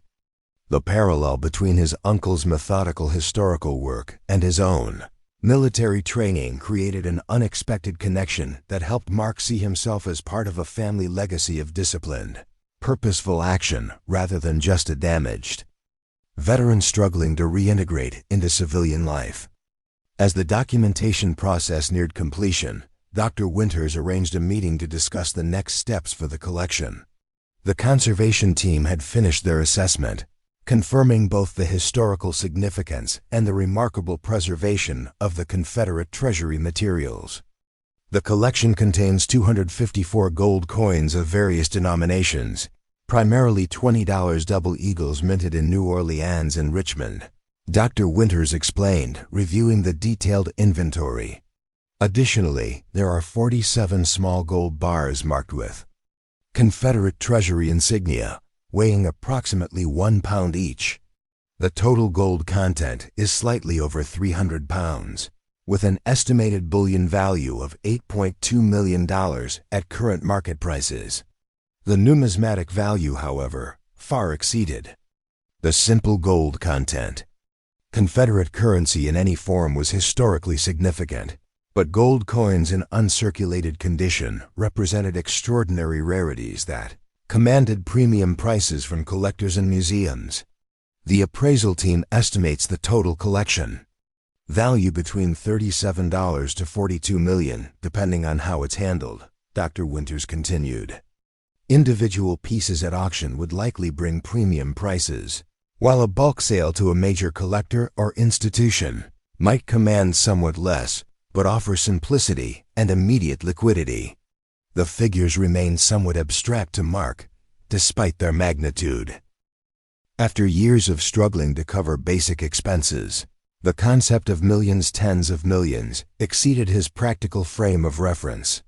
What registered more clearly was the responsibility that accompanied such a discovery and the opportunity to honor both his uncle's intentions and the historical significance of the materials.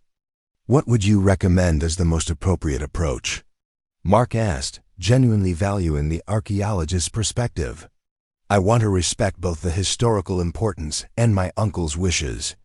Dr. Winters considered the question with evident appreciation for Mark's thoughtful approach. A balanced strategy would serve both purposes well. Perhaps donating representative samples to key museums, selling some pieces to established collectors who will preserve their historical integrity, and retaining a portion for potential appreciation and personal security. The recommendation aligned with Jerry's draft proposals, reinforcing Mark's growing conviction that his uncle had researched these considerations as thoroughly as he had researched the historical aspects of the discovery.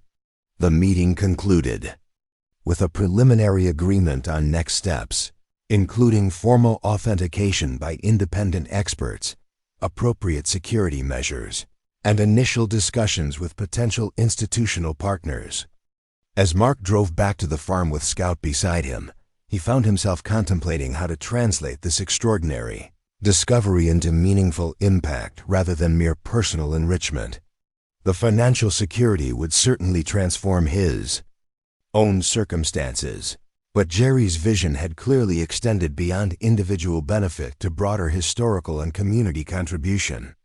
The following days brought a parade of experts to the secure facility where the collection remained under protection. Authentication specialists from major auction houses, representatives from historical museums, financial advisors specializing in sudden wealth management, and security consultants to address the practical concerns of eventually transferring portions of the collection. Through these consultations, a plan gradually emerged that balanced the various considerations.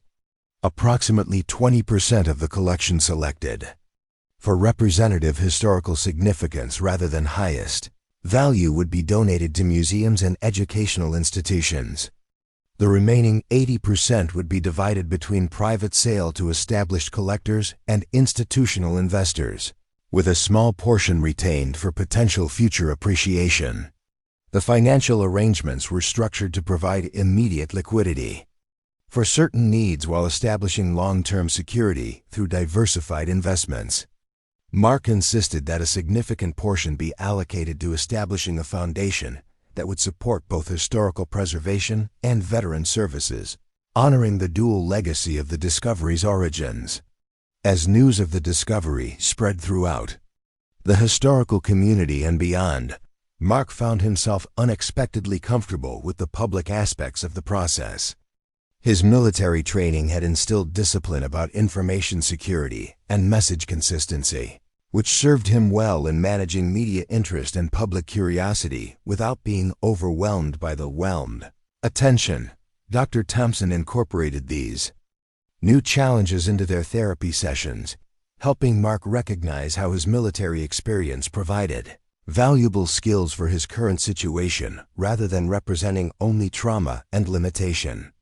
"You're demonstrating remarkable resilience," she observed during one session. "The ability to navigate complex situations under pressure is a strength you developed through your service." This reframing of his military experience as a source of transferable skills rather than just traumatic memory represented a significant shift in Mark's self-perception. The discovery of the Confederate gold had created not just financial opportunity, but a context in which his military background offered relevant strengths rather than primarily challenges to overcome. 6 weeks after the initial excavation, the formal announcement of the discovery took place at the State Historical Society headquarters. The carefully organized presentation included authenticated examples from the collection, historical context provided by Professor Harrington, and the official establishment of the Reynolds Historical and Veterans Foundation, with an initial endowment of $15 million. Mark found himself standing at a podium before cameras and journalists, a position that would have triggered severe anxiety just months earlier. With scouts sitting calmly beside him and the support of his growing community behind him, he delivered remarks that connected his personal journey to the broader historical significance of the discovery. "My great-uncle Jerry spent decades researching our family's connection to Civil War history," Mark explained to the assembled press and historical representatives. What he discovered wasn't just gold buried beneath an oak tree, but a legacy of resilience that spans generations. From Colonel Bradford protecting assets during wartime crisis to Jerry's methodical historical research to my own journey from military service to civilian life, our family has navigated challenging transitions while maintaining core values of service and integrity. The personal connection to historical narrative provided context that transformed the discovery from mere treasure hunt to meaningful historical recovery. Mark emphasized the educational opportunities the foundation would support, ensuring that the historical significance of the Confederate Treasury movements would be properly documented and shared with future generations. Additionally, he continued, the foundation will establish a comprehensive support program for veterans transitioning to rural communities, providing both mental health resources and vocational training in sustainable agriculture. This dual mission honors both the historical origins of this discovery and the ongoing sacrifices of those who serve our country. The announcement generated exactly the kind of thoughtful coverage Professor Harrington had suggested they aim for, focusing on historical significance and community benefit, rather than simple sensationalism about buried treasure. The educational aspects particularly resonated with historical organizations, generating partnerships that would extend the impact beyond financial contributions. Returning to the farm after the announcement, Mark experienced a moment of clarity. Standing beside the ancient oak tree that had guarded its secret for more than a century and a half, the tree had witnessed the desperate measures of a nation divided, the patient research of a historian dedicated to truth, And now the beginning of a new chapter that would honor both while creating positive impact for the future. 3 years later, Mark stood in the recently completed Reynolds Veterans Agricultural Training Center, watching as the first class of transitioning service members learned sustainable farming techniques on the expanded property that now included 3 neighboring farms. Scout, graying but still attentive, observed from his comfortable bed in the corner of the training facility, occasionally greeting participants who found his presence as therapeutic as Mark had.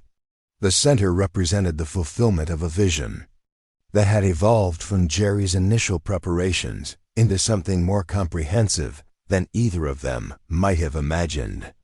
The historical discovery had provided financial resources, but the true transformation had come through purposeful application of those resources toward meaningful impact.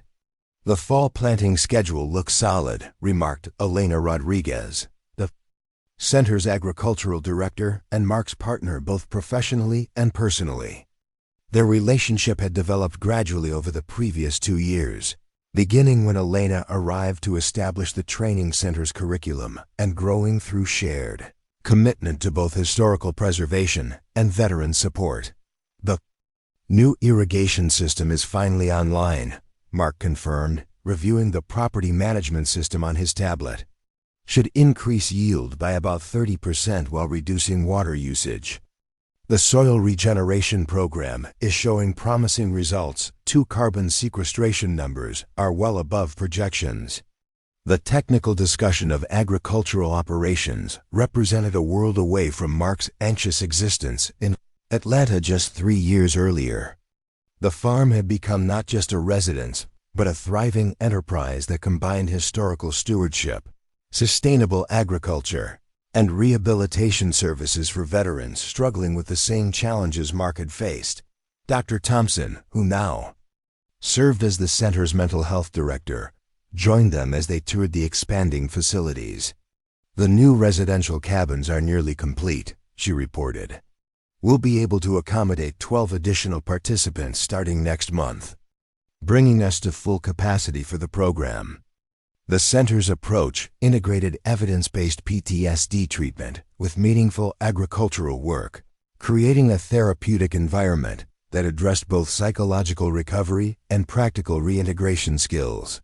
The success rates had attracted attention from veterans organizations nationwide, with similar programs beginning to appear in other rural communities. "I never imagined this kind of transformation was possible," Mark admitted as they watched participants working in the training fields. 3 years ago, I was barely managing day-to-day existence.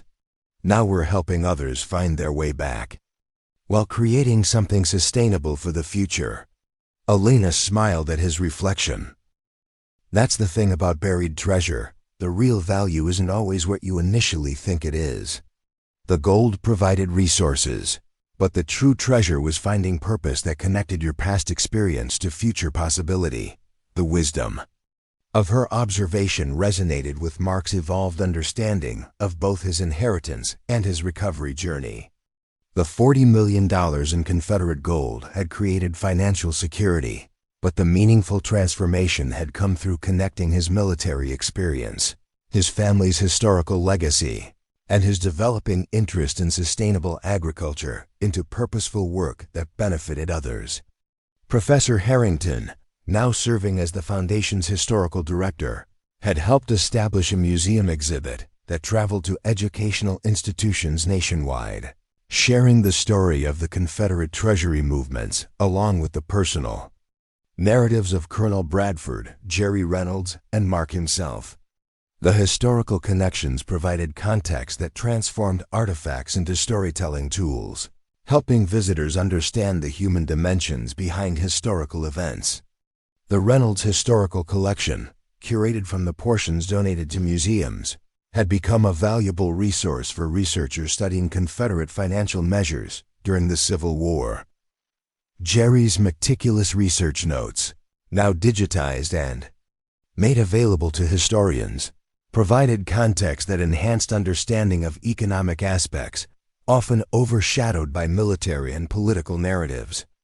Mark's personal recovery had progressed alongside the development of the center. While PTSD remained a reality he managed, rather than a condition that disappeared entirely, the symptoms had diminished significantly through combination of appropriate treatment, meaningful work, and supportive community. The hypervigilance that had once dominated his existence had been rechanneled into attentive farm management, while his military planning skills found application in developing the center's programs. Scout remained his constant companion, though, now supplemented by Elena's presence and the community they had built together. The dog had become something of a mascot for the center, demonstrating the profound impact of animal-assisted therapy while providing continuity between Mark's initial arrival at the farm and his current thriving existence. Lavra Mitchell and Robert Peterson remained important parts of Mark's extended community, providing the local knowledge and practical support that helped the center integrate successfully into Elmwood County. Their early welcome had expanded into genuine friendship, representing the kind of community connection that proved essential to both Mark's recovery and the center's mission. As evening approached, Mark, Elena, and Dr. Thompson joined the program, participants for the communal dinner that had become central to the center's approach. The shared meals provided structured social interaction that many veterans found challenging but essential for reintegration, while the locally produced food demonstrated the literal fruits of their agricultural training. 3 years ago today, we announced the discovery and established the foundation, Mark noted as they gathered around the harvest tables in the center's dining hall. Seems appropriate to acknowledge how far we've come since then. The simple recognition prompted an impromptu moment of reflection from participants and staff alike, with several veterans sharing how the program had impacted their recovery journey. Their stories echoed elements of Mark's experience while demonstrating the unique paths that recovery took for different individuals. Sergeant James Wilson, who had arrived at the center 6 months earlier with significant combat-related PTSD, spoke about finding unexpected healing through working with the Heritage Livestock Program. Something about taking care of animals that depend on you. It gives structure and purpose when everything else feels chaotic. Never thought I'd find peace working with heritage breed pigs, but here we are. The authentic testimony reflected the center's core philosophy that recovery didn't follow a standardized path, but required individualized approaches that connected veterans with meaningful activities, aligned with their interests and abilities. The agricultural focus provided diverse opportunities, from technological systems management to direct animal care to historical preservation of farming techniques. After dinner, Mark walked Elena back to their home, the farmhouse that Jerry had so carefully prepared, now expanded to accommodate both their needs and the occasional gathering of center staff and participants. Scout followed contentedly, his pace slower but his attentiveness undiminished by age. Standing on the porch as twilight settled over the Tennessee hills, Mark reflected on the journey from inherited property to integrated purpose.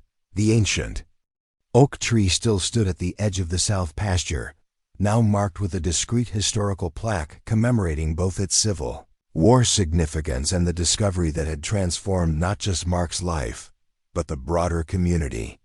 "We should check on the Heritage apple orchard before it gets too dark," Elena suggested, gesturing toward the newer section of the property, where they had established a collection of historical apple varieties documented in Civil War-era farm records. The summer varieties should be nearly ready for harvest. The simple suggestion embodied the integration Mark had found connecting historical preservation with practical agriculture, personal recovery with community benefit, inherited resources with created purpose. The Confederate gold had provided financial means, but the true treasure had emerged through the transformation of trauma into growth, isolation into community, and mere existence into meaningful contribution. As they walked toward the orchard, with Scout beside them, Mark thought about the compass inscription that had guided him through difficult transitions. True direction comes from within. The external circumstances of his life had changed dramatically through unexpected inheritance, but the meaningful transformation had come through reconnecting with internal values of service, stewardship, and contribution that had been obscured, but never eliminated by trauma and hardship. The heritage apple trees, now beginning their third year of production, represented the patience required for meaningful growth, the understanding that genuine transformation couldn't be rushed, but required careful tending and appropriate conditions. Each variety connected present agricultural practice with historical documentation, creating continuity between past and future that honored both while serving practical needs. "I got a call from the Veterans Affairs Regional Office today," Elena mentioned as they inspected the developing fruit. "They want to use our program as a model for 5 additional sites across the Southeast. They're particularly interested in the integrated approach, how we combine mental health services with practical skills development." The recognition validated their innovative approach while creating opportunity to expand impact beyond what they could accomplish directly. Mark had learned that meaningful change often happened through ripple effects, creating demonstrable success that others could adapt and implement in their own contexts. Uncle Jerry would be amazed at what his research eventually created. Mark reflected, thinking about how his uncle's careful historical work had led to outcomes far beyond financial discovery. He was looking for Confederate gold, but he found a way to transform lives across generations. Elena smiled at the observation. "The best treasures are the ones that grow over time rather than diminishing through use. What you've built here doesn't just spend wealth, it creates ongoing value through each person who finds their path forward." As darkness settled over the farm, they returned to the farmhouse that had become home in the deepest sense, not just shelter but the center of purpose and connection. Scout settled into his favorite spot near the fireplace, while Mark and Elena reviewed plans for the center's continued development. The Reynolds Veterans Agricultural Training Center had expanded beyond initial projections, now operating at capacity with waiting lists for future sessions. The success created both challenges and opportunities, maintaining program quality while meeting growing demand, balancing historical preservation with innovative approaches, ensuring financial sustainability beyond the initial endowment. These were the kinds of meaningful challenges that engaged Mark's capabilities, fully complex problems, requiring both strategic thinking and practical implementation, historical perspective and future planning, individual leadership and community collaboration. The work demanded his complete attention in ways that left little room for the hypervigilance and anxiety that had once dominated his existence. As he prepared for sleep that night, Mark placed the brass compass on his bedside table, a practice he had maintained since returning to the farm. The simple object had traveled from Uncle Jerry to Mark's graduation, through military deployment and personal crisis, back to Jerry's careful stewardship, and finally home to the farm where it had always belonged. The compass needle pointed steadily north, just as it had when Jerry first presented it, with words about finding true direction within. The external circumstances had changed dramatically, from struggling veteran to foundation director, from financial crisis to resource stewardship, from isolation to community leadership, but the internal values that guided meaningful choices had remained consistent beneath the trauma and transition. What Mark had uncovered beneath that ancient oak tree wasn't just Confederate gold worth $40 million.